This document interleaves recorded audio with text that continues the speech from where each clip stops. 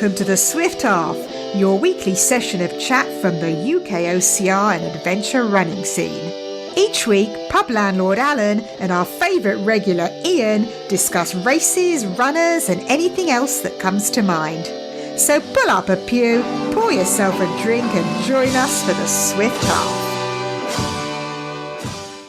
You're listening to the 68th most popular podcast, as listened to by people who understand the correlation between Nescafe and Buffy the Vampire Slayer. Ian, my friend, welcome to Swift Half again. How are you? I'm great, Alan. And you know what episode it is? Oh, is it 111? No? It is. Does that mean it's our 11th birthday? 11th.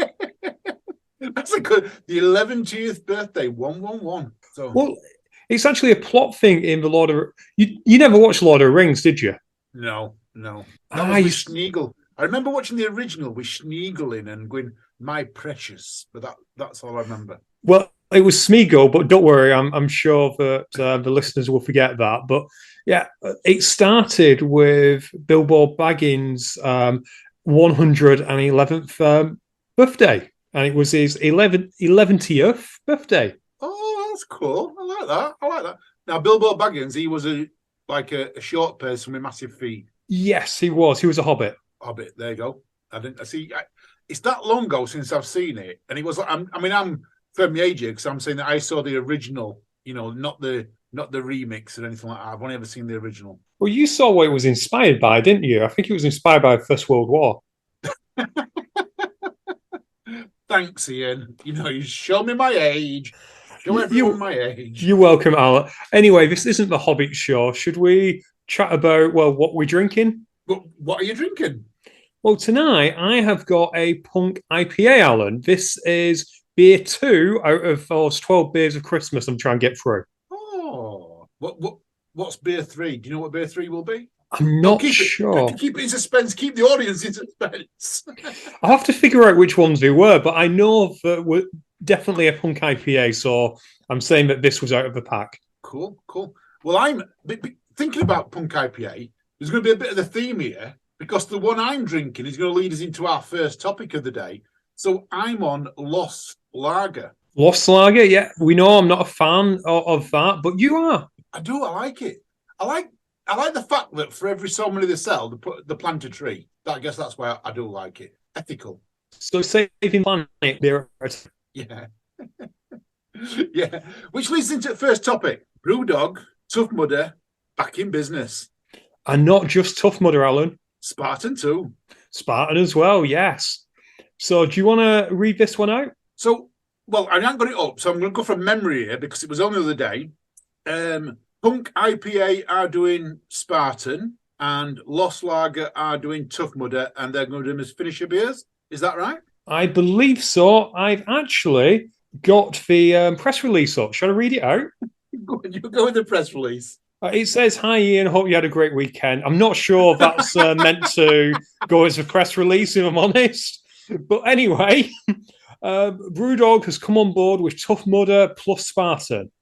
In a large re-entry into mass participation world, Brewdog has announced a partnership with OCR leading events, Tough Mudder and Spartan as the official finisher drink for, this is interesting, 2023 and 2024 race seasons. Oh, 2 years. 2 years, so 2 years guaranteed there. To kick their partnership off in style, a free pop-up beer party is being held in Finsbury Park, North London on the 14th of April 2023, which is, I want to say, a week on Saturday, maybe? Yeah, it is. Week on Saturday. All the details are in the below press release. Oh, this isn't actually a press release. This is just the email to me introducing press release. Anyway, he wanted to reach out, ask if it would be relevant for any partnership, sponsorship news. Absolutely. Okay. Right, should we bother with press release, or are we just happy with what we've got? Gave it now. I think you've done a better job than the press release here. Here's an overview. Here's a press release. Let's just read the overview. Let's just read the overview. Although, should we read out? This Punk IPA is strong. Should we read out what Matthew Brook has said in the press release? Oh yeah, go on. This is a dream partnership. Our brands are known globally for doing things differently and pushing the boundaries of what's possible. Having the beer wizards at Brewdog on board as a finisher drink and available in our event villages is something we know our fans will love to have back. Get yourself down to Finsbury Park on the 14th of April and we'll see you there for a pint. So that's what Matt Brooks said. Lauren Carroll, Chief Marketing Officer of Brewdog. Well, what's she say? What's Lauren say? After a few years away, we are so excited to be teaming up with Tough Mudder and Spartan once again. The obstacles are tough by name and by nature, so it's only right that participants have something to look forward to when they drink. Lost Lager is the finisher drink of choice, a drink that truly puts planet and nature first, and what better way to be at one with nature than spending ages fighting a losing battle against a very muddy field. I like that. They're well thought out quotes, them, aren't they? They are, and the venue for the pop-up is Seven Sisters Road, Finsbury Park in London, and the 3 words are Quiz, Blast, Spirit, apparently. So that's the 3-word location. I love the 3-word locations, me. They do help, don't they, if you've got that app down? Yeah. I love that. It's good that they're actually doing a pop-up bar as well, so it's not just going to be a finisher beer, but they're going to actually have a bar, potentially selling it, potentially giving it away. We don't know yet, but... No, we'll obviously see. As you mentioned, Lost Lager is the drink of choice for Tough Mudder, and Punk IPA, which was previously at Tough Mudder, is now at Spartan. I think it's good. I know there's a lot of mixed thoughts about it. You know, Brewdog have had a bit of bad press and that, but I like it. I think. Do you think they're going to get rid of what's the hard seltzer thing then? Is that going? Do you think? I'd imagine Mike's hard seltzer is going. It's probably being used as a drain unclogger as we speak. Toilet cleaner. Yeah, maybe. I'm sorry, Mike. It just wasn't for us. It really wasn't for... It just didn't kind of fit, did it? It's a nice drink, but it doesn't fit with doing a physical activity. It fits for sitting in the back garden with a barbecue. Yeah. Not Tough Mudder, and maybe I could see maybe at Spartan a little bit more than Tough Mudder, but I couldn't see it either really. No, I just can't see it fitting, if I'm honest. It's just one of them. Like, say, everything has its place. I don't think I'd like a Jack Daniels and lemonade at the end of a Tough Mudder either. No, definitely not a Jack Daniels and lemonade. I don't trust spirits anyway. That would I'd just be on my back, flat on my back. That Jack. Can you imagine that being an obstacle? They're gonna have to fetch this into ETM, aren't they? A Jack Daniels and lemonade if you don't do electric shock. Do you think people would quickly miss electric shock? That's interesting. They have done shots in the past, haven't they? Usually of chili, but I wonder if they could do shots of alcohol. That would be funny, that. But then again, would your insurance cover if you had an accident if you were a little bit worse for wear? I'm not sure. I guess you could say it's up to you. You either have this hot sauce or you have something that'll burn your throat off. Yeah. It doesn't. I think it says in the rules for the pit crew you can't take alcohol, doesn't it? I'm sure I've read that. I'm not sure. I wasn't aware there were rules for pit crew. Maybe I should have looked into it. Well, I didn't until Dan Lister at last ETM. I was going to go back to the car to get the airbed, and he told me if I'd have left the pit crew, I got DQ'd, and I never knew that. Yeah, you're not allowed to leave the area. So the rules are there. Strange, but I wasn't going to get my airbed to blow up. So. Oh, yeah. But you could have been using it as a flotation device, which is also not allowed. My belly's my flotation device at this moment in time. Yeah, we both really need to get back on. I know I'm kind of back in it. We talked last week about my mojo was back. It's taken a little bit of a turn for the worse. Alan, I'm not sure if this applies to your office as well, but I find in my line of work, whenever there's a bank holiday coming up, everyone suddenly wants everything done urgently to beat the bank holiday. Yeah, 10 times faster. Everyone wants things done 10 times faster. And because you're losing a day, or losing 2 days in this instance, because we've got Friday and we've got Monday, everyone wants that Friday's work and Monday's work caught up this week in 4 days. Not going to happen. No, it's not. So because of that, this week, my exercise has taken a little bit of a backward step. I almost said downward step. Backward step. I've still done some, but not nearly enough. And I think I might have mentioned to you, Alan, over text that I went for a run on Tuesday, and it felt good because I hadn't exercised for a few days before. And it's not hunger, but do you ever get grouchy when you haven't done exercise?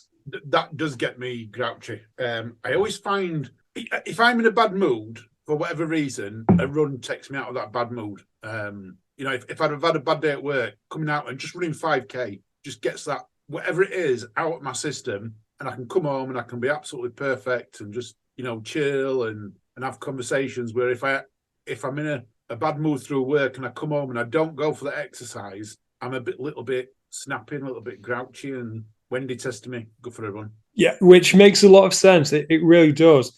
Some people who did go for a run, though, this past week, we talked about this on the show previously. It was the Tunnel Ultra this past weekend, wasn't it? Oh yes, it was. I was following it. Did you actually follow it, or I followed did you it a just look at little. the results afterwards? Followed it a little bit on IG. I had a couple of people who I knew were doing it, so I was following their IG, and they didn't quite do it, but they did okay. I was watching it, and it was great to watch. Commiserations to Gareth Allen, who only managed 10 miles, finishing was the dead last. He finished dead last. They don't mind that in ultra running, being called dead last. It's quite common. Yeah, providing you make an honest effort out of it. Yes. Yeah. But there were 5 people managed to get the 200 miles. There was, and number one, Alan, can you just tell me how quickly he did it? 48 hours and 47 minutes. 200 miles, 48 hours, 47 minutes. That's just over 47 minutes over 2 days. It's just remarkable. Do you think he slept? From what I saw, I don't think he did. I think he kept on running. I know he did have a little rest at one point. I don't know if he slept, but I know at one point while I was watching it, he did have a little rest. Because there was another guy who was running at a quite similar pace to him, which was a female runner, and it's Agnazi, and I can't remember now, Agnazika, but she took a little bit longer rest. She did it in still 50 hours. Yeah. Should we go through full results, actually? Not the full results, but the finishers? The 5 finishers. We'll go first to 5, yeah? So David Harvey, first overall, 48 minutes 47. Agnieszka Kaminska, second, first female, 50 hours, 5 minutes. Richard Hinson, third place, 53 hours, 23 minutes. Chris Sales, 54 hours, 11 minutes.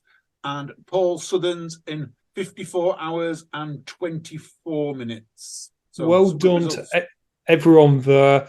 I wonder about Jill McCann, who was the last DNF, because she was like 18 laps shy, wasn't she? So she got 164 miles, and she was like at 51 hours 32. I kind of want to know her story, whether she just calculated she wouldn't be able to finish. Yeah, it's going to be hard, because you've got to be looking at that. I mean, I did notice that there was actually 4 finishers bang on 100 miles. Do you think those 4 also got to their goal and then said, that's it for me?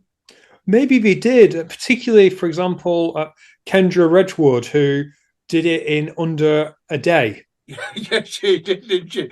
44 seconds under a day. That's quite good, that. 44 seconds under a day.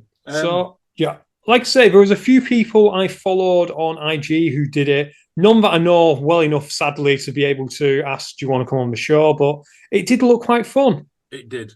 In the dark all that time. And why, whilst, Alan, we are talking about Ultra, can we mention that the Backyard Ultra has brought back their world rankings?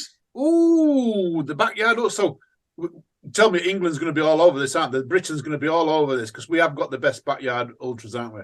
We have the best Backyard Ultras. I'm not sure we have the best Backyard Ultra runners at the moment.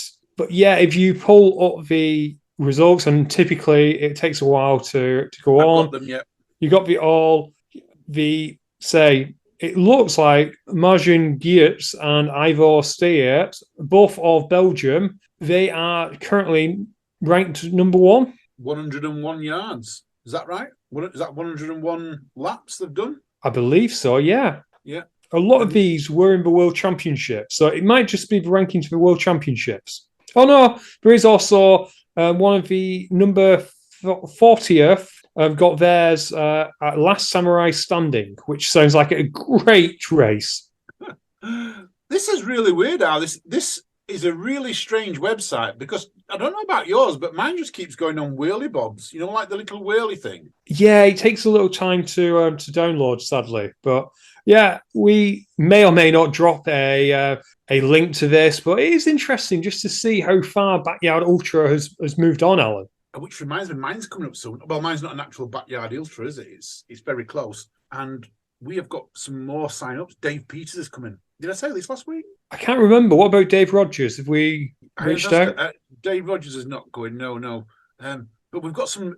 I've been checking. There's a few people signed up that are purely runners, and they are ultra runners as well. So we're going to have it's going to be a good event, Ian. Very interesting. Is there any word on Libby Fox? Has she signed up yet? I got a shout out about Katie messaged me and said that house had not stopped laughing for an hour when they were listening to that podcast. Yeah. So if you are still listening, that's a good start. That is a good start. Yeah. I think these are wrong, by the way. The results on here, because we know wasn't it 78 yards that the guy did down at Sussex Backyard last year? It was 78, wasn't it? Because he broke the record. That's not on there. No, maybe like I say, maybe there's issues with it, or maybe they're also ranking them. So, say for example, people who are number one, it might not just be a one-off race; it might be a few others. Right. Okay. Maybe we won't share that in a minute then until we know for 100% they're right. Yeah, but I don't think that the 78 lap. I don't believe that is now the record. No, I think it's been beaten. I'm sure a Belgium guy beat it. You mean like the gentleman at number one? Could be, but I didn't think he was 101 laps that he did. I don't think when I've been looking, I didn't think he was 101. I might be completely wrong. But I will say, you know what's fascinating, Alan, and this isn't even on the show notes, but this past weekend up near me, well, not a million miles from me, in Rivington, which is a lovely part of the world, they actually ran a ultra competition, a backyard ultra, but not a real one. So they ran basically a 12-hour version. All right. So 4.2 miles on the hour every hour for 12 hours. Yeah. And I thought it was an interesting way of doing it, to be fair. It was done by Rivington runners who did it. And yeah, it's just an interesting way to, get people doing the idea of a backyard without having to think, oh my God, how long am I going to take it? And I think they did it similar to yours in that you'd appreciate this. They called it an 11-hour warm-up to a 4-mile race. Now, that is cool. I do like that. An 11-hour warm-up to a 4-mile race. That's good. I like that. And fair play. I think they had about 50 starters, and it looks like 41 finished. That's quite good. It's a good way of aiming for 50 miles, that, isn't it? Yeah, absolutely. And I think they ended it how you're going to end your 48 and your 24-hour, that when you get to the last lap, it's first past post. That's who's going to get the finisher. If there's more than one person, that is. Yeah, that's who's going to get that ultimate finisher's medal. There's not many of them. No, not many at all. I will say, though, Alan, I know Rivington, it looked a little bit more difficult than yours. It's very hilly, isn't it? Yeah, Rivy is a little bit hilly. What was it? Was they going round? Have you got any times? Were they going round at 55 minutes or? Sadly, there's no times I can see. It's just on their IG, the finishers. Sadly, so didn't look like it was too chip timed. It is a amateur club, so I reckon they're using paper and pen. Talking about a bit of things like this, about ills and that. Did you get caught out by the Innovate April Fool's joke? No, I was going to ask you about April Fools. I missed most of them. Well, I was reading. The Innovate one was that Damon Hall was going to bring Barclays Backyard to the UK, and I was reading it, and I was like, I was hooked. I was in there. I'm like, take my money, until I got right down to the very last paragraph when it said that it's going to be sponsored by Shell, and it's going to be sponsored by an airline company because everyone knows Damon likes to fly. Well, actually, he doesn't. I know a little bit about him. He doesn't. He has one flight a year. So I was like, oh, and then like the date clicked, and I was like, no, it's an April Fool's joke. And but that's going to be the best one I have seen last week. I like the ones that actually catch you. I like those ones that actually catch you out, and I also like the ones which are so obvious that they don't catch you out. Yeah, there's one that's made a lot of headlines about triple decker bus up here up north, and it's got a lot of headlines. It might be one of them things that actually becomes reality. Yeah. It was. But no, it was good. But we didn't play anything. We didn't do anything, did we? No, we didn't. I was saying that we didn't because 1st of April fell on a Saturday, so we didn't really play any April Fools or anything like that. I got my council tax bill through, and unfortunately, it wasn't an April Fools. I've never seen that many numbers in front of the decimal point before. It's gone up. I don't know about yours, but ours has gone up about £180, I think, a year. Yeah, it's getting close to dwarfing what I'm actually paying for living here. It's already, back in the day, sorry, listener, for grown, but back in the day, it used to be cheaper than my gas and electric back in the day. Yeah. No, it's long since dwarfed that, and it's slowly but surely heading the way towards what it actually cost me for living here. It's getting quite ridiculous and that, but enough about that. What we should, however, say, Alan, this will be out on Friday, so happy Easter, everyone. Oh, happy Easter, yeah, happy Easter. And then what's May Day? What's Monday? Sure. Monday is Easter Monday. So Friday's Easter Friday and Monday's Easter Monday. No, Friday is Good Friday. Oh, right. That goes show I'm not that religious, doesn't it? And you know why it's a Good Friday? Because Swift Ark comes out. That and rugby league's on. Who's on Friday? You got Wigan Saints. So if you go to a decent bar, you'll have that. But Alan, I'm going watching the rivalry to end all rivalries. That is Leeds and Bradford. Not quite that one, no. Wakefield and Doncaster? No, not that one. Which one are you going to watch? Oldham versus Rochdale. I didn't even know they had rugby league. Oh dear. Oh dear. I did. I'm only joking. Oldham is the birthplace of rugby league. Yeah, but that's like saying that Sheffield's the birthplace of football, but we can't play it anymore. That's quite true. Well, you can't on a. You can only play it on a Wednesday. On a Wednesday. Isn't it amazing that you get towns that are the birthplace of a sport like that, but then years to come they get left behind a little bit? Well, speaking of that, this wasn't a planned segue, by the way, but no one's going to believe. This weekend, High Rocks was in Hamburg, which is the birthplace of High Rocks. Oh, what happened over there? Was it a fast time? Was it a slow time? Average, I think. I think it was fairly average. We might as well go through the results while we're talking about it. I will just go through them. We had in Ladies Pro, we had Rebecca Naver in 109.17. So that, like I say, I don't think that got on the elite, but it's still a good time. You then had Anna Blank, and you also, who was in second place with a time of 110.17. You then had Magdalena Schubert, who got a time of 1 hour 13.17. They're all from Germany, by the way. However, on the men's pro, the winner with a time of 1:01.22. So again, not a time to be sniffed at. Tony Revel of the UK. Oh, Tony. Tony came second in Glasgow, so he did one better when he went to Hamburg. And in second place, we had Sebastian Iversen of Denmark in 1:02.24.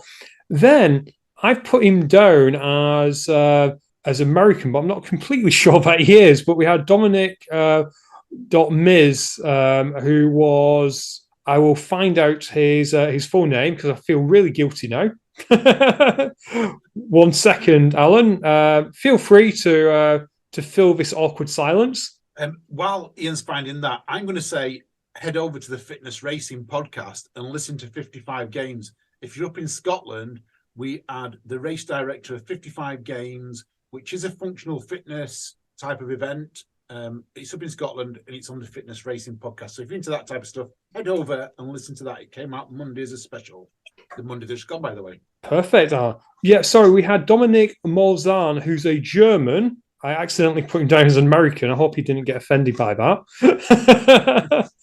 But I'm sure it'll be fine. I'm sure it'll be fine. But also in mixed doubles, Alan, we had Raya Ibison and Sam Bilby. Mixed doubles got a time of 59.02. Oh, broke that hour barrier. And they did, and Sam Bilby is on this week's Fitness Racing podcast, the episode after the thingy one, the one you just mentioned. And Ryan is a OCR runner. He very much is an OCR runner, yes. Yeah, cool.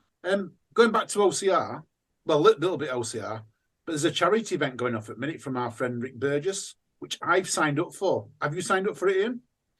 I haven't signed up yet, no. The Raw Fit 5K, run or walk 5K for Sane Mental Health Charity.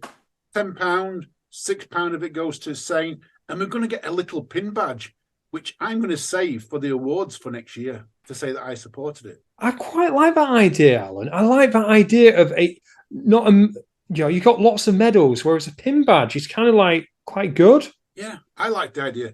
So I signed up for it. I got my money out when I saw it. I did mention on my podcast, I think on Monday of this week, that it was out there in my opening introduction. But yeah, £10. It's on Raw Fit. Go sign up now, people. Support mental health. We have a lot of mental health problems in the UK, and I don't think we sort of, I don't know about you, Ian, but I tend to bury my head sometimes when I get little bits of problem. You know, talk to them about going for a run when we're in a bad mood. That's what we do to try and get over it rather than actually face it sometimes. No, I agree. It's so hard for people to deal with it. And it crosses the gender divide as well, doesn't it? Everyone suffers from it. And I guess in the news a lot is how it's very hard for men to talk about it because they're expected to be manly men. Thankfully, that's slowly but surely dying, that idea, and men are being encouraged to talk more. But it's hard for ladies as well. Ladies can feel amazingly isolated, and you just don't know who to turn to. When bad things happen, we always say, oh, if only they chatted about it. But honestly, Alan, if you were in that position, would you know where to start? No, how you can't open up to people. You know what I mean? It's like how. I mean, we chat quite often. I won't say daily, but we met virtually every day. I'd say 5 or 6 times a week, several times a day sometimes. But if I don't know if I was that bad, could I come to you and just say, "Hey, Ian, this is bothering me. I've got strange thoughts." You know, it's a bit of a and same way. I don't know if I could go to Jamie or Rob, which are my best 2 buddies. You know what I mean?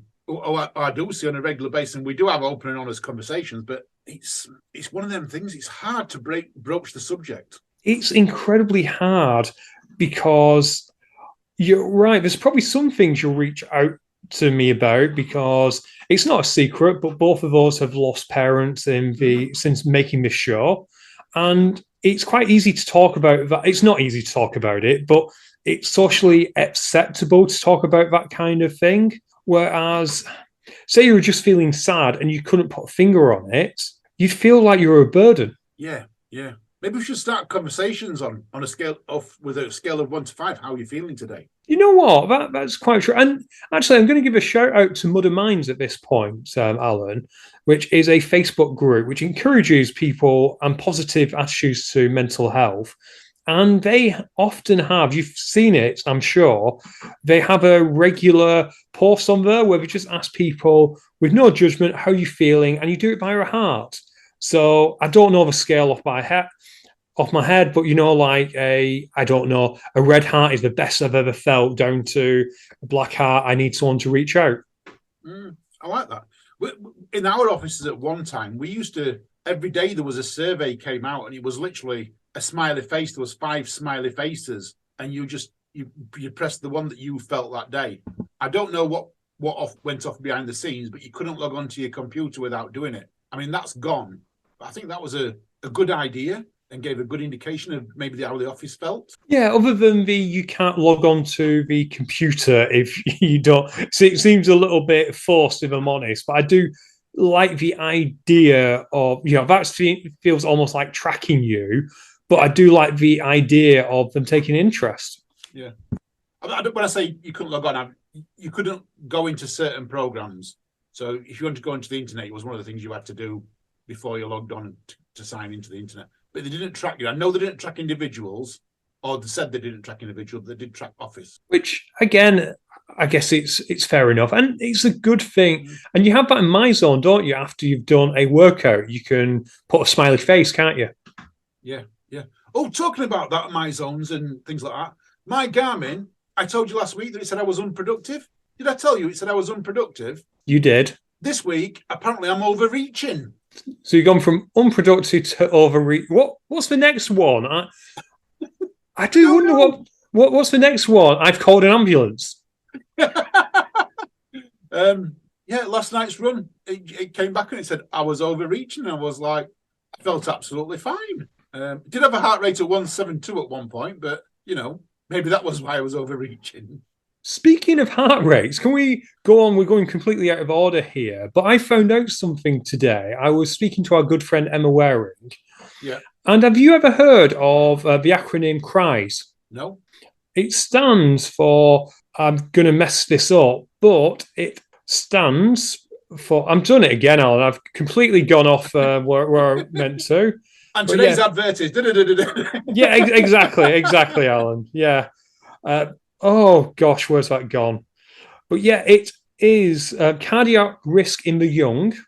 So I'm not sure quite how you get cries from that, but it is this great charity which is trying to help people who are young to protect them against undiagnosed heart conditions. All right. So if you are under the age of 35, sorry, Alan, you missed out by 6 months. By 6 months, yeah. Gosh. You can go, they have, almost like they have blood drives, they have drop-in centres where you can head over and get screened for heart conditions. Wow. Is MyZone going to be putting this into their systems, though? Because that would be great if they could. Because it might, the MyZones monitor your heart very, very closely, much better than a watch or something like that. Wouldn't it be great if that gave you an early warning system?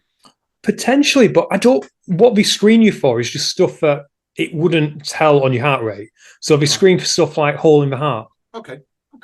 So, yeah, it is just, so anyone who is athletic and who's under the age of 35, which is probably all of our listeners, Alan, because we know how good we are, go on. It is www.c-r-y.org.uk and have a look. And there's some great links there. There's some great information, and there's events that are happening probably near you now, where you can book on and go and get a free screening. I can't wait until they fetch Crow, cardiac risk for the old. They already have that, Alan. It's called the NHS. So another segue there. NHS, National Governing Body for People Looking After Health. British Obstacle Sports, National Governing Body for British Obstacles. There we go. What a lovely segue, Alan. Go on. What's happening in the world of British obstacles? Well, we haven't heard much from them from last few weeks, have we? I mean, they're super busy. I guess I saw a post actually saying what's British Obstacle Sports doing? And I thought, yeah, we haven't spoken to them about a couple of weeks.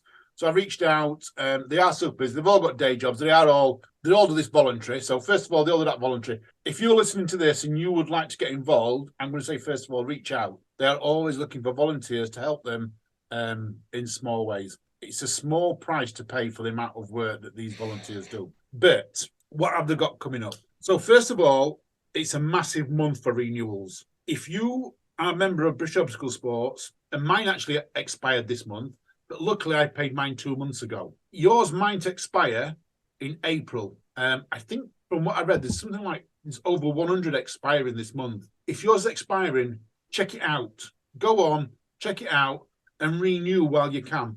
Sign up for 2 years. They haven't got the function at the moment to do auto renewals, so they're relying on people checking it themselves. So if you're listening to this, you're not sure, message them, contact them, ask them when your renewal is, and please sign back up. They're desperate. Or Alan, alternatively, just sign up anyway, and through the magic of the team knowing what they're doing, they'll just renew you when your renewal comes up. Which is exactly what I did 2 months ago, and mine's renewed. So it's pretty cool, that. What else have we got going? So British Obstacles have got a level 2 OCR coaching course coming up, which is, I'm going to get this right, I'm having to look now here. So 18th of April, 20th of April, and 22nd of April. Okay. And the cost of this is £99, which is discounted from £149. So if you're a coach and you are wanting to be involved and getting accredited, please sign up to British Obstacle Sports. Again, all this is designed to get us that accreditation. So, and I know there's quite a lot of coaches already done, aren't there? Nearly everyone that we know, Dave Peters, Sorry Rogers, or whichever one it is, at Rumble, Scotty PT, to name a few that I'm 100% coach with. Hasn't one of our friends, Matt Rigby, didn't he become a coach as well? I think he has. I think it would actually be easier naming our friends who haven't become coaches than it would be those that have. So many people have signed up. But if you haven't already, the thing is, you might not necessarily want to be a coach per se. It might be something that would just improve your knowledge of OCR. Yeah, exactly. And for that price, I think it's quite good. The other thing, 30th of April this year, we have got Spartan coming up on the UKOCR series. But prior to that, on the 23rd of April, it's Nuts 3K. Nuts 3K? Which is British Obstacle Sports. FISO qualifier. Qualifier, yeah. And guess who's going to be head judges? Who's going to be head judges? James Burton. Ooh. And Sean Wilde. Fantastic. Are they the head judges or are they the RDs? No, I think the head judges aren't. Oh, sorry, race directors. Or Mark. Yeah, what's this? So Mark and James are going to be race directors, sorry. And Sean Wilde's going to be head judge. See, I'm getting it all mixed up now. I've read it wrong. You're getting ahead of yourself because you know what's coming after this. I do, yeah. I do. So James Burton, Mark Dixon are going to be race directors, and Sean Wilde is going to be the head official, and Sean Wilde is going to be the head official for Nuclear Fit. Yes, Nuclear Fit, which is coming in less than 5 weeks. So he's going to have a busy week. He's going to have a busy 2 weeks, Sean. He is. He's going to be, well, he is a busy chap, and he's very good at what he does. He's in high demand. He is. I think he's the one who actually wrote a lot of the bump. I'm going to call it bump because I love that word. Bump for the level 2 OCR course, if my memory serves me right, which it doesn't always, but it might do in this case. No, I think, yeah, I've heard that as well. And it's, like I say, it's nice that we have such knowledgeable people. I think I met Sean for the first time at the OCR Awards. It was the first time I'd actually met him to talk to. So I had met him before, to shake hands, say hi, introduce myself as you do. But to actually have a conversation with, I think it was the first time I had a conversation as well at the OCR Awards. And he's a nice bloke. He really is. He's someone... If you get time, I'm going to waste all of Sean's time now, but if you get a chance to just sit down with him for a beer or a lemonade or something, take that opportunity. He's such a nice guy to talk about. Even if you don't talk about OCR, he's such a nice guy. Yeah. I found that at the awards, there were a lot of people we spoke to, didn't always talk OCR, but we had really good conversations, found out much more about him, which is where the Wendy Brothers podcast came from. If I hadn't sat and spoke to her and found out a little bit about her, then maybe that would have never have come about. And what a great podcast. Someone who was so open about their life and did what they did in their life. I was astounded because we didn't even find some of those out in our research. No, she's very much understated in terms of what she talks about in her online presence. And yeah, it was a fascinating listen, Alan. Absolutely fascinating. The moment she said she lived on a boat for 17 years, I was hooked. Well, I guess you would be because you don't pay council tax on a boat. You'll probably try and figure it out. Yeah, that was my cogs in my brain was working overtime there. Oh, speaking of which, those of you who are listening on a Tuesday, as in next Tuesday after Easter Monday, happy Yorkshire Easter. All the eggs are now reduced. All the eggs are reduced in Yorkshire as it is, mate. I went round the market today. So I'm going to quickly talk. I put something on later on about recovery stuff. But I bought myself a proper ice bath now. So you know how the other week I made my own. So a couple of months ago I made my own. Bought a big metal steel drum. Absolutely, it's worked good. I've enjoyed it, but I can't get no further than can't get down to my chest in it. You know what I mean? I can't scrunch down in it. But it's been working well. And then Jamie bought one about 3 weeks ago now, a proper one where you can get right down in it. You can virtually sit in it. So I purchased myself one as well. But I've heard rumours that if you keep the water in all the time, it puts a lot of pressure on the stitching. So today I went round and I went to haberdashery shop. I love that word. I never even knew what the word meant until today. A haberdashery shop. I have no clue. I've got a feeling Martin Gemmell might have said it sometime, but I have no idea what a haberdabber-do shop. A haberdashery shop. It sells material, basically. So, someone will make their own curtains, they buy the material.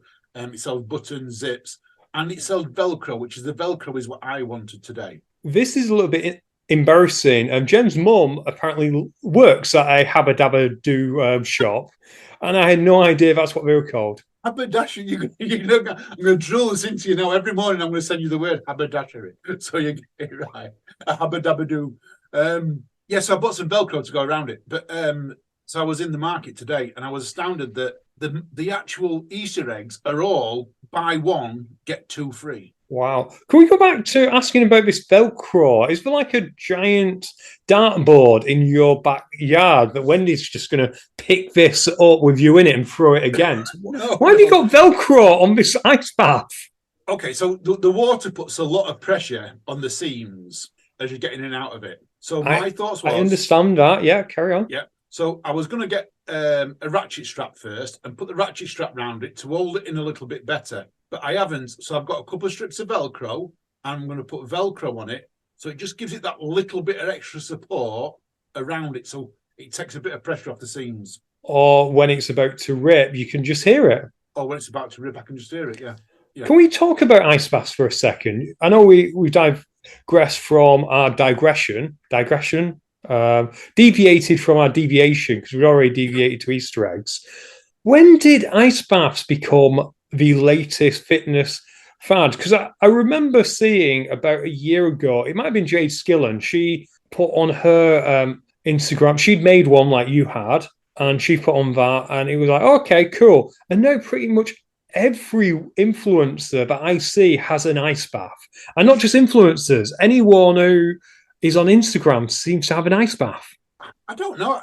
I tell you where I found it from. So Fergal Keeney on a podcast told me about when he was on doing the Irish dancing, the river dance, Lord of the Rings dancing, and afterwards they would go backstage and they would climb into wheelie bins full of ice and water. I've been doing it for a long time, but not in my back garden. So when we've been going for runs, we've been actually taking a dip in the local reservoir. So we tight like that because why would you buy an ice bath when there's water's free in the reservoir? But the reservoir's been drained recently, so we can't take our dip. So I thought I would make my own, which I have done. Then Jamie's followed it because I've raved about mine, and so he's bought one. But you're right. I think for the last 3 or 4 months that there's been this craze of everywhere you look, it's ice bath this and ice baths that. It really has. And you do wonder about these fitness fads sometimes. What's going to stick and what's going to disappear, I guess, and never be talked about again. Like, for example, in OCR, kit bricks have been here forever. But there's probably lots of things which haven't, like you had something which was a great idea which seems to have disappeared. Remember the things you could use to wash your trainers for like brush with the water? Oh yeah, still like that. Yeah, great idea, but they've kind of disappeared. Yeah, they'll come back. The one I do want, have you seen the mud off that you can buy for what they call for mountain bike? So when you come back to your car on a mountain bike, you pop it into a bucket, this little thing, and it pumps high pressure water to clean your bike off. I want one of them for an OCR. So I did have one in the back of my van, which I made myself from a pump. But I want one that's like self-contained. So I've been toying with the idea of trying to make one self-contained, get a pump, get one of them glue guns. Because you make one on Facebook now, they can do anything with a glue gun. Get a glue gun, stick anything you want to it, you can make a car. All I am envisioning is a front page of Barnsley Observer. Man kills himself with glue gun, spurting out water. Yeah, probably right. Maybe I've got to practice at doing it. Perhaps, or maybe not do something that's dangerous. I don't know. Pick one. It's pick your poison. Right? Could we move on to some OCR news? And again, this is something I'm wearing. Popped on my radar, and it's the OCR WC rankings are out. Have you looked at these today, Alan? I looked at them when you popped them on. So it's sort of, how is it ranking them? Because I'm not getting it.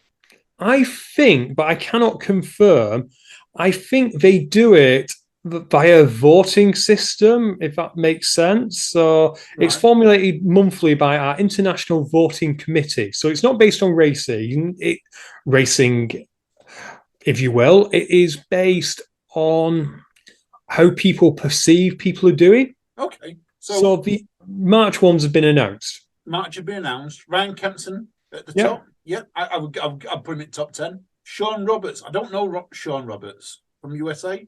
Sean Roberts. Yeah, I think he's someone who does well at Savage, if I'm honest. Okay. Ryan Shadegg, USA.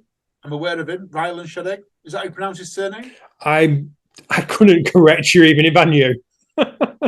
Hunter McIntyre. Which is an interesting one. Yeah. So he hasn't done many OCRs. I don't think he's done an OCR for 18 months now. So someone please correct me, but I am fairly sure Hunter hasn't done, and he might have done, but he's not done a lot. Certainly not probably enough to validate being fourth in the world, allegedly. No. Morgan Maxwell in fifth. No, this I can get behind. Did well at Nuts. He did very well at Nuts. Came second in Titan Warrior. He did indeed. So I'll get behind that. The next one, Robert Killian. Again, when was the last time he raced? I'm not sure, if I'm honest. I couldn't tell you. Let me guess. The Killian 6, is 7th going to be, I don't know, Cody Mort or someone else? Nick Riker. Nick Riker, to be fair, yeah, I do like Nick. Nick's a good guy. But again, I don't know how much OCR he's done. He's done a lot of DECA recently. No. This is kind of like the hybrid fitness racing world is kind of seeping into these rankings. Yeah. Tommy Matthews from the UK? I'm embarrassed. I'm not sure who Tommy Matthews is. I have heard of him. I don't know what he's won recently. But I'm going to jump a few places and go to 10th, which was Samuel Clark. Now, Samuel's has had a couple of third places. I think he was down at Nuts. But you know, when you go down at the bottom, it says other athletes receiving votes. Have you seen this one? I have, and there's some names we know. Yeah, so we've got Russell Walsh. Yep. 2 OCRs this year. McTuff, Titan Warrior, wins them both. Yeah. Surprised he's not up there. Yeah, this is the problem when it comes to voting, isn't it? It is. Jack Carpenter, another great racer. I can see Jack maybe. I don't know. I don't want to take nothing away from anyone, but I could maybe see Jack. He's done a much more races, competed a few more races. I would have thought he might have been up there in the UK. Darren Martin got votes. But Leon Colford, why ain't Leon Colford up there? I honestly don't know. You'd think, and looking at the committee members, people can go on and look at, and I'm not going to name them on here because it's not fair to them. But yeah, it is a bit of a who's who of people in OCR. But Alan, me and you have not been invited on yet. No. Women's those good. I've got a good with women. You got for the UK people, Kate Stilwell, 5th place, Becky Neal, 9th, Karen McQuarrie 10th. Can't go wrong with them. No, I agree. And we've also, in the other athletes receiving votes, we've got Louise Ferryman in there as well for the ladies. And what I do like about the British athletes is they have been out and out OCR racers, where so many of these Americans have just been doing fitness racing recently. Yeah. I'd like to see the data behind it, if I'm honest. Is it a vote or is it how well you've done at recent races? No, I absolutely. It's one of them, and it would be interesting to see what it is. And we do know a couple of people on that committee who I think listen to this. So please reach out to us and fill us in a little bit more on that, because at the moment it seems more of a mystery than the Oscars. Yeah.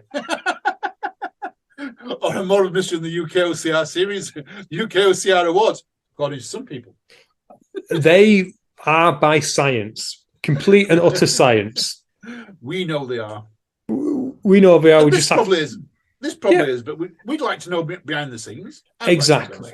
Exactly. And I mentioned there about fitness racing, didn't I? A little bit of fitness racing news as well, Alan. ATHX, have you heard of it? No. Anthrax.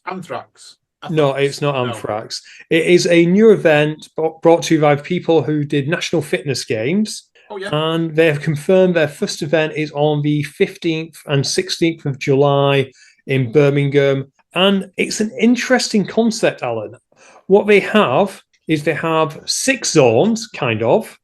Right. So you have a warm-up zone. Yeah. You then have a strength zone, which will test your strength. Yeah. You then have a refuel zone, which is good. Like a bit of refuel? Yep. Endurance zone, which is, well, the picture is someone on an assault bike, so I'm going to presume that it's going to be a cardio thing. You then have a recovery zone, and then you have Metcon X zone or Metcon 10 zone, which will be a 30 minutes just to really test your all-round fitness. So what I like about this, Alan, this concept is it's kind of like a halfway house between the existing fitness games that we're aware of, functional fitness games, which you do an exercise section for maybe 12 minutes, then you have a break for 2 hours, and then you go and do another one. Mm-hmm. Yeah. So drinking then, listener, by the way, if you're if you're wondering why we just went, he was enjoying his lost lager. But yeah, so it's kind of like taking the best bits of that bit and combining it with almost best bits of High Rocks, because it's kind of a race too, so that you're going, it will last about an hour and a half to 2 hours, and then you're done for the day. Oh, that's cool. So, and there's no running, and everything is, you do your zone, then you move on to the next thing, and it's just kind of quite interesting. I like it. It does sound interesting. Sounds like my type of thing we know running at the minute. Yeah, absolutely, Alan. Given you can't really run, but yeah, I'll be interesting to see how the fitness racing community, whether they get behind this, because it's definitely, at the moment, you kind of have people who will do High Rocks, and those people may or may not do the fitness games. Yeah. And then you got the fitness games ones who are like, oh, I don't really want to do all that running. So it's a nice halfway house. Yeah, I like it. So it's somewhere right in that middle, right in between. Fills a gap. Exactly, Al.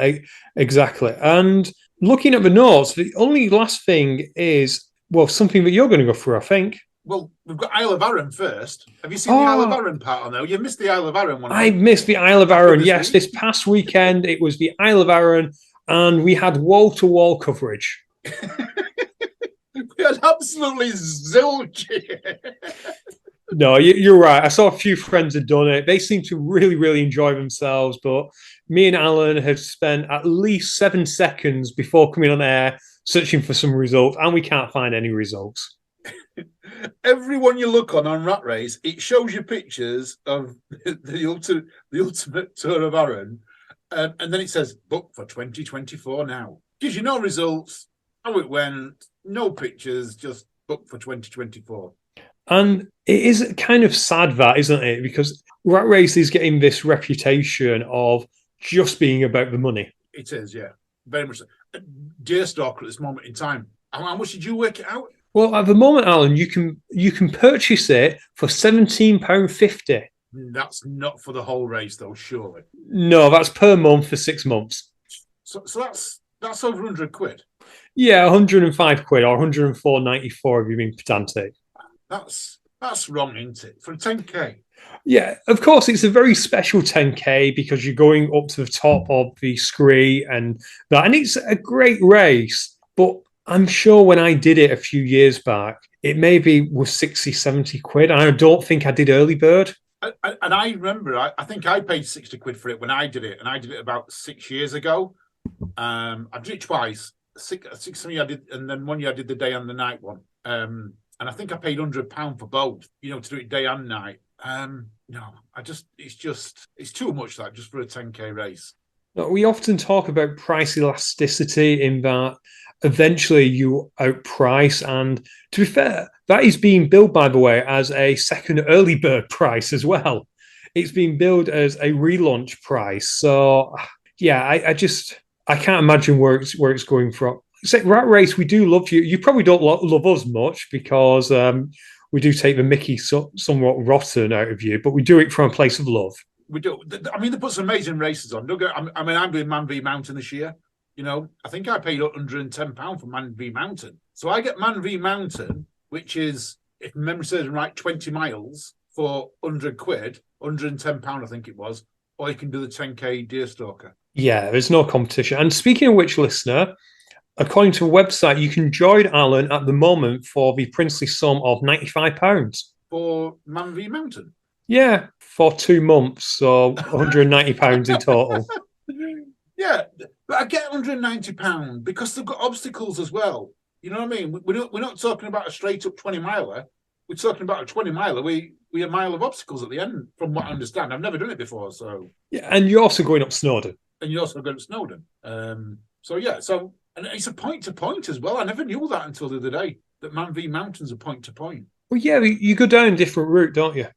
Yeah, but you don't finish where you start. Where'd you finish? You finish somewhere else. So there's a bus. So you have to catch a bus from the finish line to the start line to start, and then you finish at the finish line. Okay. I did not know that. I just presumed that you went up, because I can't think of anywhere else in Snowdon other than the main car parks. But well. So yeah, I don't know if you start at Clanberry, so you finish there, but I know it's a point to point. Fantastic. Right, Alan, should we move on to your last note, which we've covered one of them already? Which is the cupping, which is something I've purchased. I know you've had one because we talked about it leaving rings on you. I've had my first session with them today on my back. We might want to step back a little bit. Firstly, we're talking about recovery now, and we've talked about ice bath, and you're mentioning cupping. This isn't involving going to a place in the Arndale Centre to be cupped, is it? No. So this is like cupping yourself. So these are electronic cups. You put them on your back, press a button. It sucks the air up and heats up slightly as well. It's designed to promote blood flow to certain areas of your body. So I've been suffering with a bad back. So we spoke to Recovery X, and we've got some. I know you did it on your leg last week. Was it on your leg, on your thigh? I think it was on my quad, and yeah, it was a little bit different because I've never experienced cupping before, whereas I believe you have. Yeah. So I used it on my shoulders today, just on the backs of my shoulders. I did have to ask Wendy to press the buttons because you can't reach over your shoulders, but it did feel very, very similar to when I've had it done before, and I've had it done professionally done before. But how do I feel about it at the moment? It's loosened my back up, so I had 20 minutes with them, both on my shoulders. Wendy says my back looks awful because I've got these big red rings now, which is quite fun. I might even put a picture of them up over the weekend at some point. I don't know if it's a placebo effect at this moment in time because I haven't had it done for a while, but my back does feel a little bit looser. So my shoulders feel a little bit looser than what they were from sat down staring at my computer all day at work. And that's where I thought I'd try them. So I don't know. I guess watch this space is what I'm going to say. Watch this space. We probably should mention, Alan, that in addition to sending you stuff, RecoverX did give us, well, they said they've given us a discount code, and I'm not sure whether it works yet because we haven't tested it. But shall I give it out, yeah? Give it out. At the moment, if you use UKOCR 15, so that is exactly as you imagine it being spelt, the traditional spelling of UKOCR, and the number 15, you can get 2 of them for an extra 15% off when you purchase 2 or more. So the price of 2 would currently be about £70, and allegedly it'll drop down to £59.50 for 2 of them. I can recommend, if you're going to try this, it is worth the additional money to get 2. I think 1 is around about £45 I think I've spent on mine. So it's not too much different to get 2 anyway. And yeah, I'd say it takes a while, doesn't it? It's about 20 minutes, Alan. Yeah, the timer set for 20 minutes. I've read all the instructions. There's three strengths of suction and there's 3 strengths of heat. So it comes with the basic and you can adjust them to whatever you want. I had them on the basic today. I've got to admit, I could feel the suction coming up. It wasn't painful. I've got no pain afterwards, which is a good sign. So I might even push it up just to the next level and see what it's like. I guess for me, I thought there was going to be bigger. As in the cup was going to be deeper. So not the cup more wide, but the cup was going to be deeper because as you can see on mine, as it sucked it in, it sucked the skin in. I've actually got 2 rings because I've got the ring that's inside that sucks the skin as well as the ring on the outside, which is quite funny, but it does work. It shows it works, I think. No, it absolutely does. And yeah, I wish after I bought the one, I wish I bought a second one because it does take 20 minutes and it would have been better to do both quads at the same time. So if you're considering it, say maybe have a look at Alan. And Alan, I'm sure we'll talk about it in the future anyway, but I just wanted to throw out that code just in case, in case anyone did fancy it, then we want them to know that we sent you. It's quite expensive to have it done at the massage place. I think I paid £35 for a session. So in theory, if you get a couple, you've got your money back for having 2 sessions. Yeah, exactly. And apparently it is the new in thing. We were talking earlier, weren't we, about ice bath? So that was the in thing.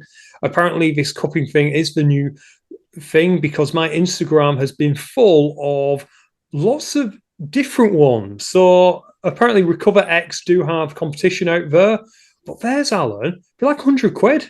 No, the ones I've seen as well, like being 100, 150 quid. Recover X seem to be a reasonable price, I'm going to say. Yeah, and honestly, they look the same. And they're probably all manufactured in the same place. Potentially are, Ian. Potentially are. Have we got anything else to chat? Oh, what's on the podcast this week? Oh, I've got Erica Poole. And she has got him. So people who know Erica know she dropped out a little bit out of the OCR scene after the Worlds last year. Some people know why. Some people don't. We found out why. So if you listen to the podcast, if you don't know why, you will find out why. It's a really good story. We talk about OCR as well, but we talk about her story that she's got going off and her current challenges in life and obstacles and how she's facing them and how she's going to come back from them. Oh, fantastic. I can't wait to listen to that. It sounds like 2 great episodes in a row. It is, Ian. It's good like that. But I think all of episodes are good. You know what I mean? I do go back and listen to some sometimes and that. And when I'm in a, we talked about you want cheering up sometimes. I always go back and listen to Michelle Keogh's episode because listening to Michelle Keogh I could just listen to her all day long because she cheers me up so much. You know what? We probably should get Michelle back on the show sometime. Yeah, it's actually been so long. We should get her in Swift Half sometime too. Dare we risk getting her in the Swift Half with a beer downer? I'm not convinced she doesn't need a beer downer to get giddy. No, that's quite true, mate. Well, we'll just have to make sure we record it. Yeah. We won't go live. Well, not the live episode. I think you've just put one other thing on there. There's a high-reach competition coming up in Copley this weekend. Oh, I completely forgot that. There's no OCR this weekend, guys, but there is a High Rocks doubles competition over in Halifax. I think it's currently sold out, but go on their website, which I want to say, I've been doing this all day today. People are going to reach out to us. It is One Vigor Copley. See, I didn't need to research that. It is a doubles competition with High Rocks rules. Looks to be run similar to a Decker event at a gym. So it'll be interesting to see how it goes on because I'm not sure anyone's done one of these already. So let's see how it goes on. And if people send us some stuff, Alan, I'll share on the UKOCR IG over the weekend. Perfect. And who have you got coming up on the fitness racing yourself? I have got Kat Faye coming up, and she's also got a really interesting story as well. And I won't spoil it. Again, people who know, people who don't will find out. And on that, Alan, I'm going to say happy Easter to everyone listening to this, wherever you're listening. Yeah, if you are religious and you celebrate Easter that way, great. If you're not, enjoy the chocolate or even just enjoy the long bank holiday weekend. And on that, it's a goodbye from me. And same from me. And goodbye, everyone. Thanks for listening. We love you all. Bye.